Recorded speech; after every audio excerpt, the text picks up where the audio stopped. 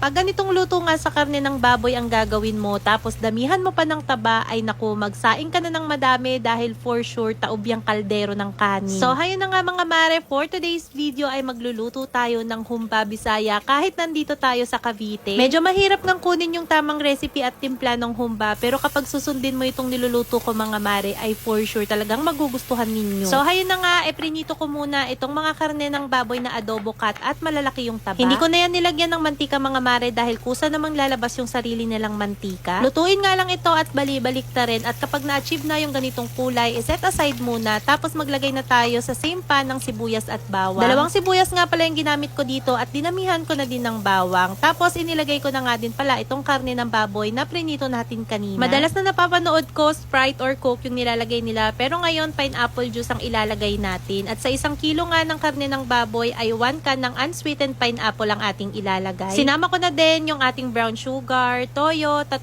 piraso ng dahon ng laurel at pamintang durog. Naglagay na nga din pala ako dito ng suka, at para pakuluan ito ay mag-a-add tayo ng 2 cup ng tubig. Para sa recipe na to mga mare ay ilalagay ko na lang yung full ingredients sa comment section para masundan ninyo. Papakuluan lang natin ito ng 50 minutes mga mare, pero 30 minutes pa lang sa pagkakakulo ay inopen ko na dahil ilalagay natin itong black beans or yung tausi, tapos maglalagay na din tayo ng banana blossom. Yung banana blossom mga mare, meron yan sa supermarket, pero meron din naman sa mga palengke. Kapag wala kasing tausi at saka banana blossom mga mare, ay magmumukhang adobo lang itong inyong humba. Kaya dapat talaga ay meron kayong black beans at saka banana blossom para mas lalong sumarap at medyo manamis-namis itong inyong humba. Mga 50 to 60 minutes ko nga pala itong pinakuluan mga mare dahil ang gusto ko talaga ay yung malambot. At ang bet ko nga sa humba mga mare ay hindi masabaw. Gusto ko yung sabaw niya ay parang sarsa lang na malapot. Ayoko din naman ng tuyo na parang adobong tuyo, kaya ganito ang aking ginawa. Pero syempre depende naman sa inyo kung ano yung gusto ninyo. Kung gusto nyo ng masabaw, eh mag-add lang kayo ng tubig. At para ma-check nga kung malambot nga itong ating mga karne ng baboy, ayan, trinay ko nga mga mare at grabe, talagang napakalambot nitong taba. Amoy pa nga lang ay ulam na. At sa may mga HB dyan, ako hinay-hinay lamang, grabe yung taba dito mga mare. Pero kung paminsan-minsan lang naman, eh why not, diba? So heto, naghain na ako para naman makakain na kami ni Daddy Ton, at kita nyo naman yan, sobrang solid itong ating humba Bisaya. Favorite ko nga pala itong kainin kapag nasa Davao kami dahil merong nagluluto nito sa amin ng napakasarap. At di naman ako nabigo dito sa aking trinay na recipe mga mare dahil kuhang-kuha ko talaga yung lasa. Damihan nyo na talaga yung saing ninyo mga mare dahil napakasarap talaga nitong ulam na ito. Mas masarap nga daw din ito kapag matagal na. Kumbaga ay ilang ulit ng iniini. Kaya heto mga mare, di ko na napigilan. Kumain na ako, at heto nga ay nagkamay na din ako dahil masarap nga itong kainin kapag nagkakamay. Tipid na din sa ulam mga mare dahil medyo marami nga itong aking niluto, ay meron pa kaming ulam bukas ng tanghali at hapunan. Uulamin nga namin ito hanggang sa magsawa kami na ito ang aming kinakain. Masarap din kasi siya i-partner sa bahaw na kanin tapos magtitimpla ka ng kape. At heto nga yung natira na ulam mga mare, para kinabukasan ay meron na lang kaming iinitin. Sobrang mamantika din ito mga mare, kaya talagang hinay-hinay lamang. Nakabili din pala ako nitong mga silicone na pang cover sa mga plato kapag meron kayong mga leftover na ulam. 6 pieces nga pala itong aking nabili, tapos iba't iba yung kanilang mga sizes. In fairness, napaka-useful nito, lalong-lalo na kung yung mga lalagyanan ninyo ay walang pang takip. Tapos, leak-proof na din ito kung masabaw or mamantika ang inyong tatakpan na ulam. Anyways, ilalagay ko na lang yung link sa comment section kung bet nyo din bilhin itong silicone na pang cover. O siya, yun lang muna for today's video. Bye!